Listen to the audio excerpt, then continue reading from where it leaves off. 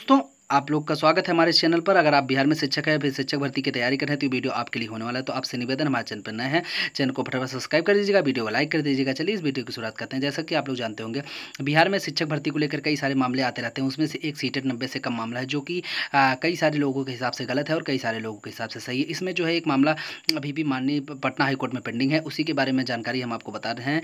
TRE 3 के लोग जितने भी कैंडिडेट हैं 90 से कम वाले, वहाँ के ये लोग के लिए भी थोड़ा सा टेंशन है, तो उनके लिए यहाँ पर एक नई अपडेट है जो हम चीज़ें आपको स्पष्ट कर देना चाहते हैं। तो चलिए इस वीडियो में आगे बढ़ते हैं। सबसे पहले हम आपको बता दें कि माननीय पटना हाईकोर्ट में जो इस डेट के दो केस हैं, दोनों केस एक जो है दरभंगा के कैंडिडेट का है और एक जो है शाहीन जी का था एक वो। और ये दोनों केस हैं जिनको एक साथ एडजस्ट किया गया था। 82 नंबर पर जो है लिस्ट किया गया था 14 अगस्त को। ठीक है, ये 14 अगस्त को डेट लगी थी। ये माननीय जज साहब ने जो है 14 अगस्त को इसका डेट एडजस्ट किया हुआ था, लेकिन क्या हुआ कि 15 अगस्त की वजह से 14 अगस्त को जो है जज साहब 12 बजे ही उठ गए। मतलब जब 12 बजे के बाद सभी जो है नॉट एक्सटेंशन कर दिया गया, मतलब सभी जो है कोर्ट को बंद कर दिए गए, क्योंकि 12 बजे के बाद लगभग जज दोबारा आए नहीं, तो जिसकी वजह से जो है यहाँ पर सभी जो है कोर्ट को लॉक कर दिया गया। तो यहाँ से अब इसकी दिक्कत ये हुई कि अब 14 अगस्त के बाद 15 अगस्त की तैयारी करनी थी, और साथ ही में कई सारी दिक्कतें थी, जिसकी वजह से 14 अगस्त को केवल 18 नंबर कोर्ट में जो है 33 नंबर तक ही सुनवाई हो पाई, और ये 82 नंबर था। तो वैसे तो 33 नंबर 10 बजे तक, 10:30 से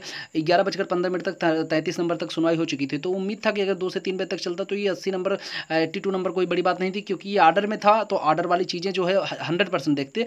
और यहाँ पर जो सरकार की तरफ से वकील होते हैं, यानी जो सरकारी पक्ष रखते हैं, एडवोकेट जनरल बोला जाता है उनको, वे लोग उनको जो है वो पिछले डेट में हलफनामा मांगे थे, तो हलफनामा अब उनको लगाने के लिए दिया गया था। तो वो अपना हलफनामा लेकर भी आए थे, शायद इसके बारे में अभी ऑफिशियल अपडेट नहीं था।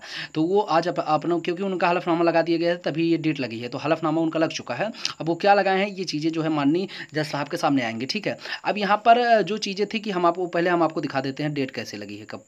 तो यहाँ पर आप देख सकते हैं ये जो है 14 अगस्त को एडजस्ट थी। हालांकि अब फाइनली जो है ये कैरी फॉरवर्ड कर दिया गया है। कैरी फॉरवर्ड मतलब कि जो है कि सुना ही नहीं गया, सीधा 19 अगस्त को ये कैरी फॉरवर्ड किया गया है। अब 19 अगस्त को किस कोर्ट नंबर पे लगता है आप यहाँ पर देख सकते हैं। 85 नंबर पे था, 82 हम आपको बता रहे थे। तो यहाँ पर 85 नंबर पर ये दोनों केस पेंडिंग में थी। अब दिक्कत थी ये थी कि जो है ये 100% श्योर था कि देखा नहीं जाना चाहिए था, क्योंकि जो है 14 अगस्त की तैयारी की वजह से ही ये सारी चीज़ें जो इस तरीके से हुई, क्योंकि 14 अगस्त को ही 15 अगस्त की तैयारी करनी थी। और यहाँ पर माननीय जज साहब ने जो है केवल 33 केस ही देखे, उसके बाद जो है सभी केस जो है नॉट इन सेंशन हो गया, जिसकी वजह से यहाँ पर जो है इसको तुरंत नेक्स्ट डेट दे दी गई। हालांकि नेक्स्ट डेट तुरंत दे दी गई है, और यहाँ पर 19 अगस्त को दिया गया है। अगर उम्मीद है कि जो है 19 अगस्त को 100% देखी जाएगी, लेकिन अब इसमें हो क्या सकता है, देखिए इस पर कई जगह से बात करने पर यह पता चला है। देखिए वहाँ जो पटना आयोग के एक DO हैं, उनसे बात हुआ कि उन्होंने इस तरीके की आर्डर पे क्या हो सकता है। देखिए उन्होंने बोला कि इसके पहले भी, मतलब वो 6 फेज की अगर हम बात करें तो वहाँ पर कानून के हिसाब से ही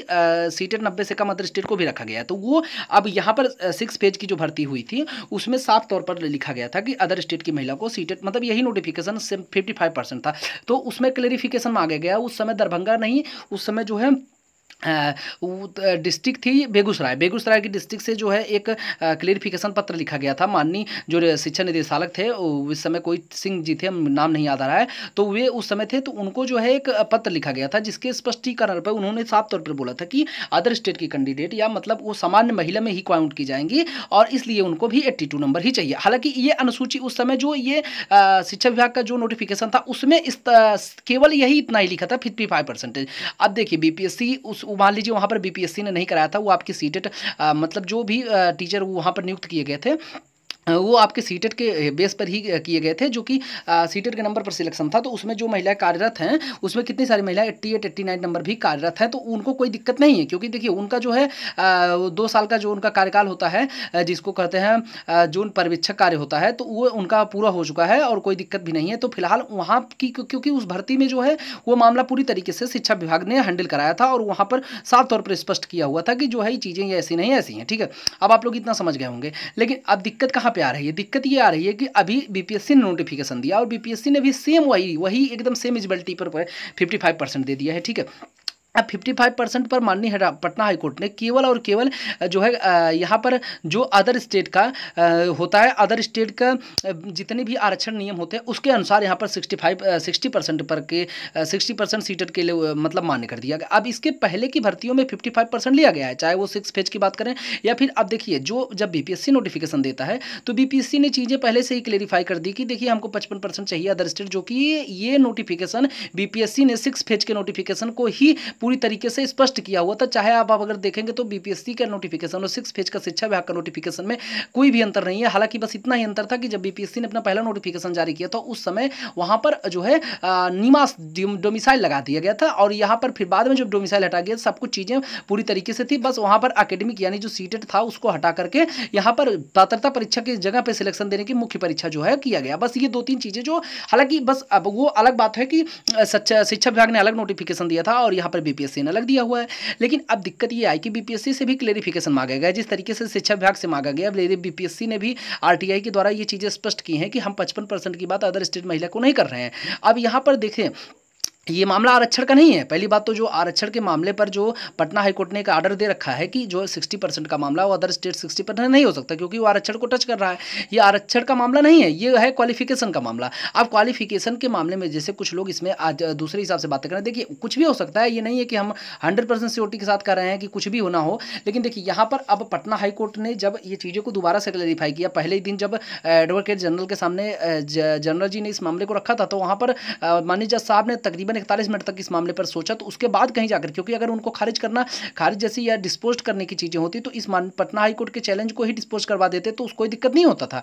लेकिन एडवोकेट जनरल से उन्होंने तुरंत जो है हलफनामे की बात की, क्योंकि आप अपना क्लेरिफिकेशन दीजिए अपने हिसाब से। ऐसा माननीय जज साहब ने बोला तो वहाँ उस समय उनके पास तैयार नहीं था, जिसकी वजह से उनको 14 अगस्त की डेट दी गई थी। तो ये सब जानकारियाँ थी। अब देखिए यहाँ पर जो सरकार ने ऑलरेडी 82 नंबर पर वैकेंसीज में रख रखा है, ऐसी बात नहीं है, तो फिर ये चीज़ें कोई दिक्कत नहीं। हालांकि वहाँ पर स्पष्ट तौर पर जो है जो जिले डिस्ट्रिक्ट वाइज थे वो लोग अपना अपना जो है क्लेरिफिकेशन मांग लिए थे शिक्षा विभाग से, तो वहाँ 6 फेज में चयनित किसी भी स्टूडेंट के लिए कोई दिक्कत नहीं है। अब उसी नोटिफिकेशन का आधार जो है बीपीएससी ने भी दिया हुआ था, तो इस तरीके की चीज़ें बीपीएससी ने की है। अब बीपीएससी भी कह रहा है कि जो है हम 55% पे ले रहे हैं।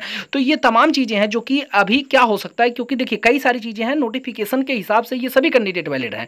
अब ये आरक्षण का मामला होता तो शायद उम्मीद थी कि जो पटना हाईकोर्ट का डिसीजन है वो सरोपर होता, क्योंकि आरक्षण के मामले में अदर स्टेट के कैंडिडेट को सामान्य में रखा जा सकता था। क्वालिफिकेशन आरक्षण 2 मामला होता है। देखिए आरक्षण का मामला बिल्कुल नहीं है, पहली चीज़ तो हम आपको स्पष्ट कर देना चाहते हैं। और ये चीज़ जिसको आरक्षण का मामला लग रहा है वो एक बार एडवोकेट से बात कर सकते हैं। ये देखिए क्वालिफिकेशन का मामला है।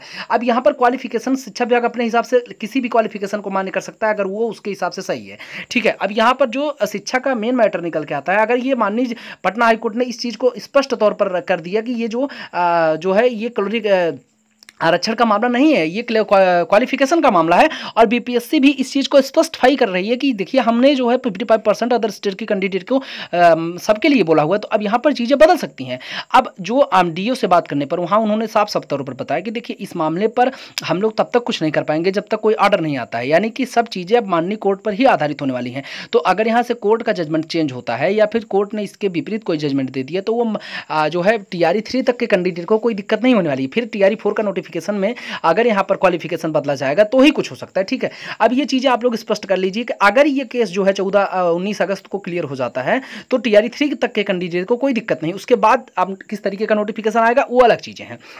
अब यहाँ पर राज्य सरकार की क्या मंशा? देखिए राज्य सरकार कुछ नहीं करेगी, क्योंकि राज्य सरकार ने अपना कार्य कर दिया है निकालने वाला, ठीक है। अब कोई भी सरकार है माननीय कोर्ट के ऊपर नहीं जा सकती है। पटना हाईकोर्ट ने जब आरक्षण के मामले को लेकर के जिस तरीके की चीज़ें वहाँ दिखाई थी, अब यहाँ पर क्वालिफिकेशन का मामला और बीपीएससी के उस नोटिफिकेशन को भी ध्यान में दिखा जाएगा। अब चीज़ें केवल पूरी तरीके से माननीय पटना हाईकोर्ट के ऊपर आधारित है, या फिर सुप्रीम कोर्ट जाएगा तो उसके ऊपर आधारित है, लेकिन जो भी होगा कोर्ट से ही होने वाला है और चीज़ें इसी तौर पर होंगी। तो संभवतः यही है कि अगर सब कुछ पक्ष देखा जाएगा तो यहाँ पर ये लोग सही हैं, क्योंकि ऑलरेडी भी इनको कई तरीके से रखा गया था। तो अब जो भी होगा ये चीज़ें नेक्स्ट डेट पर ही पता चलेंगी। अगर सब कुछ सही रहा तो शायद है कि कुछ ना कुछ पॉजिटिव आ सकता है, और यहाँ पर जो है आने वाले समय में अगर चीज़ें माननीय पटना हाईकोर्ट को डिस्क्राइब करनी होंगी तो वो बीपीएससी से भी अपना एक जवाब मांगेगी।